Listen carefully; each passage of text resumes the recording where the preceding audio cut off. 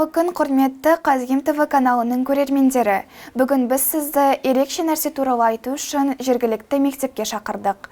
Жезқазған қаласының Қара шаңырағы номер 8 гимназиясының балалары тек білім алып қана қоймай, маңызды шешімдер қабылдауға, пікірталастар жүргізуге және мектептің болашағын қалыптастыруға үйренеді.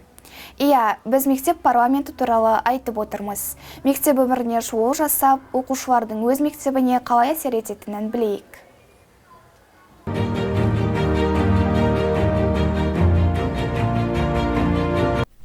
Мектеп парламентінде қазіргі парламенттегідей әдетте әртүрлі лауазымдарды қамтитын құрылым бар.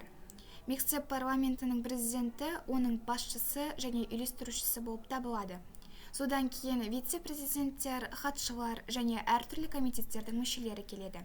Парламенттің әрбір мүшесі әдетте білім, мәдениет, спорт және тағы да басқа сияқты белгілі бір қызмет саласына жауап береді. Міне, бізбен бірге парламент басшысы біздің президентіміз. Сәлем, Сабина. Айтыңызшы, мектеп парламентінің алдында қандай міндеттер тұр?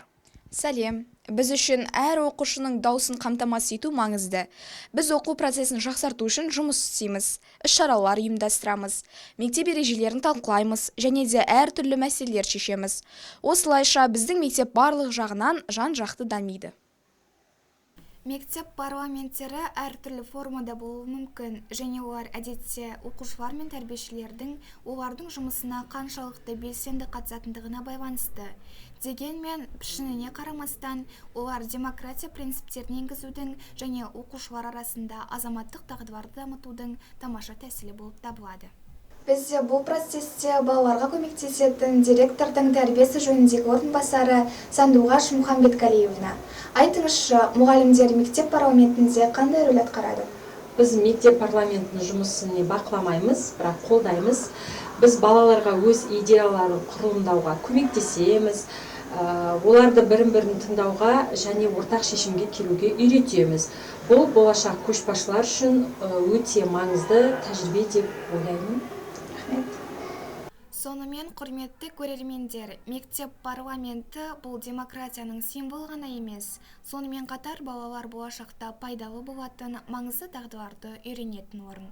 Олар өз пікірлерін білдіріп қана қоймай, мектеп кеңістігін өзгертіп, оны жарқын және қызықты етеді. Бұл жастардың өз идеяларын қалай жүзеге асыра алатынының керемет мысалы. Сіздермен бірге болған Алтай Кәусар Ғалымжанқызы. Келесі кездескенше сау-саламатта болыңыздар.